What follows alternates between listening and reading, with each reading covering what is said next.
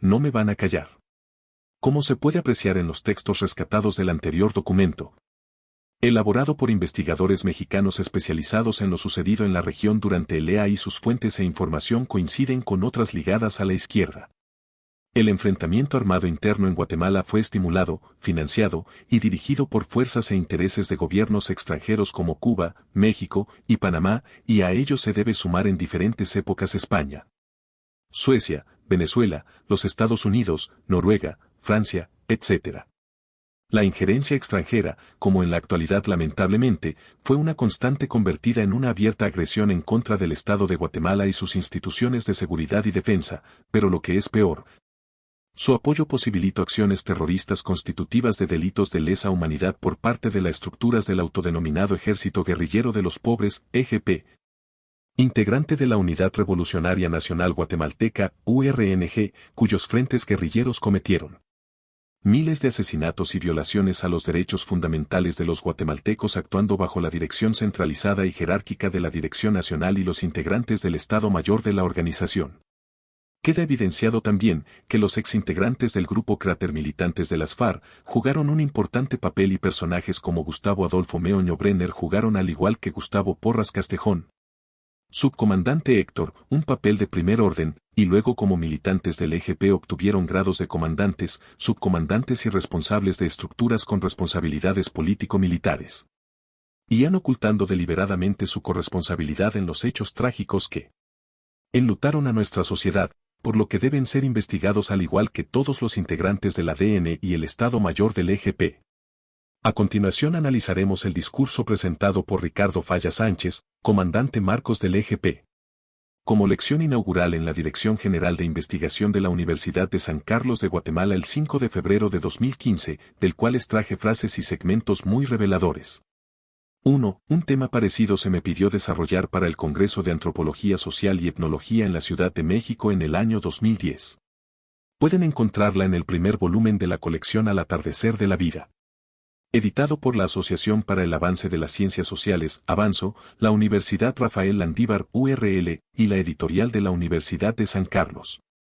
Se llama, Ixcán, el campesino indígena se levanta. Sobre el tema cómo el pueblo del Ixcán se levantó para apoyar a la revolución. 2. Este volumen fue redactado antes del libro Masacres de la Selva y sirvió de base para publicar ese texto en forma resumida en 1992. La situación en Ixcán era de guerra y había operativos de infantería que cruzaban la selva con fin de encontrar los campamentos de la guerrilla. Había que andar en plan de emergencia, cambiando el campamento de lugar y huyendo para que no nos sorprendiera el enemigo, el ejército, tal vez el mejor entrenado para contrainsurgencia en la selva, de América Latina.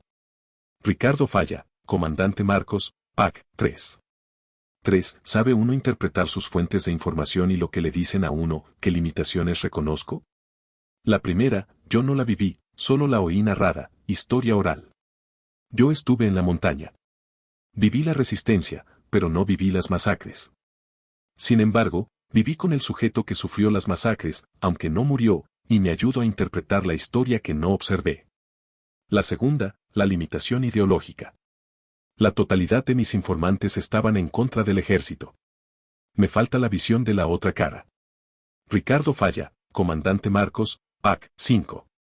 4. Al hacer las entrevistas, ponía el seudónimo, edad, procedencia, etnia, y la fecha de la entrevista.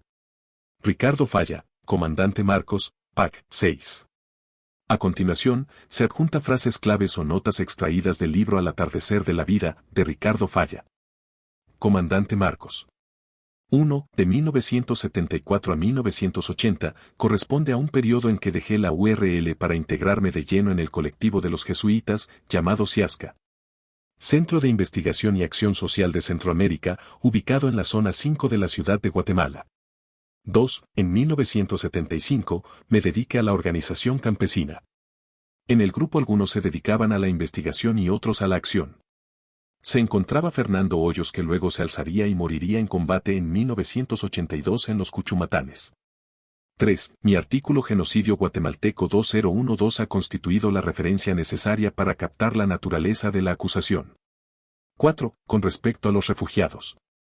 La guerrilla ejercía un control clandestino, sin cuya opinión no se podía tomar una decisión.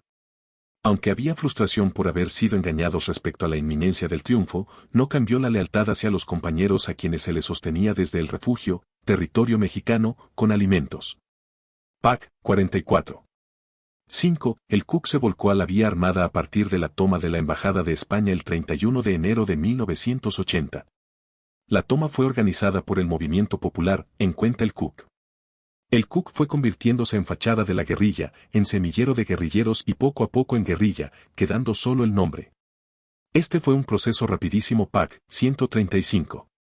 6. No se puede negar que las CPR tuvieran relación con las fuerzas guerrilleras. Ese era su sentido original, ser su base de apoyo. Las mujeres dieron de comer a muchos campamentos y a guerrilleros. Los hombres produjeron para la CPR y para la guerrilla y se desempeñaron como cargadores. Y las fuerzas irregulares, FIL, operaron con la guerrilla. Pac. 169. 7. Rigoberta es vista por el pueblo indígena como una persona que se distanció de su pueblo. Recibió el premio Nobel y no lo repartió, sino que lo invirtió en una empresa de farmacias. Dicen que es soberbia, que ya no quiere hablar con los pobres, que no va a Chimel, su aldea. Pac. 298. 8. Hay un primer punto que ordinariamente no se toca. Este es que el EGP fue la madre de la CPR. Pac. 298.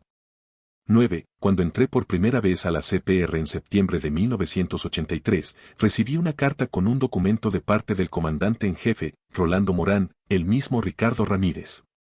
Nos daba la bienvenida a los que acabábamos de entrar al ISCAN. Pac. 299.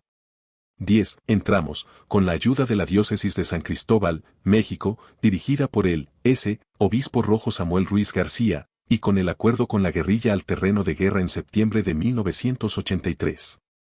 Mi trabajo era clandestino, aunque estaba respaldado por los superiores de mi congregación que sabían el acuerdo que habíamos hecho con el EGP. Pac. 304. 11. Había un acuerdo con la población para narrar lo vivido y su relación con la guerrilla. También había confianza de los mandos regionales de la guerrilla, todos indígenas, para dar visiones más amplias de los acontecimientos. La guerrilla me sacó a un campamento de refugiados. La clandestinidad en el refugio, como llamaban a México el EGP, fue un espacio para hablar privadamente con muchas personas llamadas a declarar y para hacer listas de las víctimas. 12. Todo este contexto tendría la limitación de la parcialidad de las fuentes. Nunca hablé con un militar.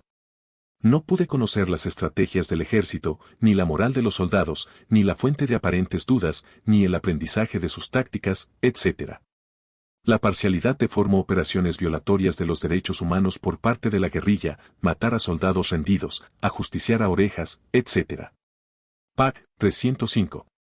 13. La redacción era para lectura del comandante en jefe del EGP. Con él había hecho un pacto que no publicaría nada sin que antes ellos lo vieran. Rolando Morán me dijo en México que eso no le servía porque ponía las acciones de la guerrilla. Ellos esperaban un escrito que debilitara políticamente al ejército. Fue así como salí de la montaña y escribí el libro de Masacres de la Selva, siguiendo el consejo del comandante de dejar en la sombra las acciones de la guerrilla.